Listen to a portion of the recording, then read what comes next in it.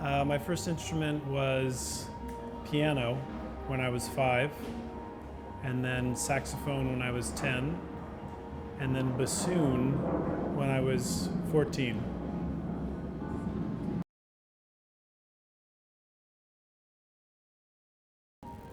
I was raised in a pretty musical family.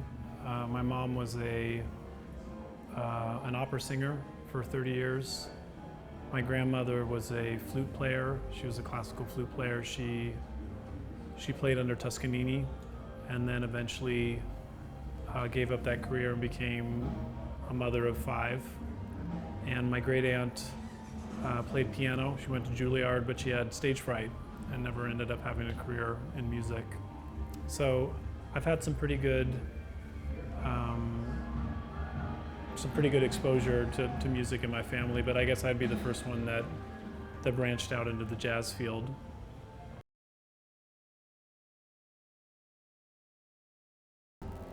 I had a neighbor that was a huge jazz record collector, and I had a record player at the time. At the time I thought it was really cool. I had a record player / tape player / radio. And it was a really weird mixture of stuff that I was listening to. At the time in Los Angeles, there was a 24-hour hip-hop station. It was called K-Day. So I was listening to hip-hop. I was listening to classical records that my mom gave me. And then I was listening to jazz LPs and tapes that my neighbor was giving me. He was giving me a ton of Charlie Parker and Train, a lot of John Coltrane and Charlie Parker. And I had this one tape called The Best of John Coltrane. It had kind of all of his hits. It had Naima and My Favorite Things, Giant Steps.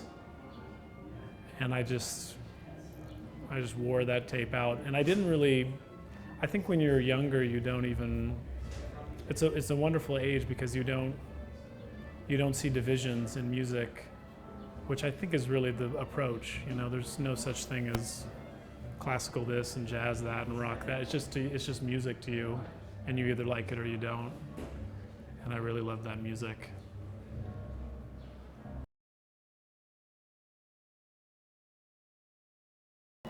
Well, I think I'm in a lucky position at this point, whereas like when I first got out of school, I went to the Eastman School of Music.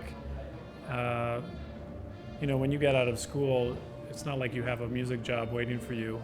I first worked at a fish restaurant, and I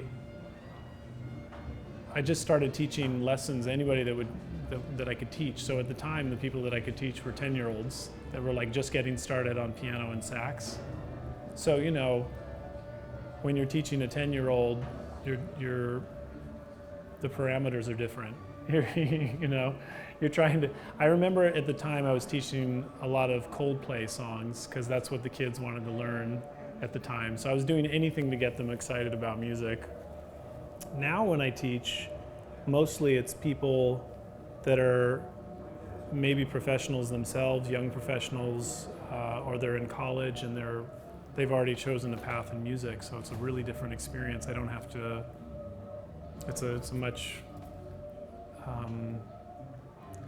it's sort of there's many more directions you can go. It's really personal and based on the taste of the students coming to me, and very often they come with ideas of what they want to work on already that usually express an interest in some kind of personal process. Like they've already heard me or heard my recordings or heard compositions of mine, so they want to know how I think about music versus learning more kind of basic things.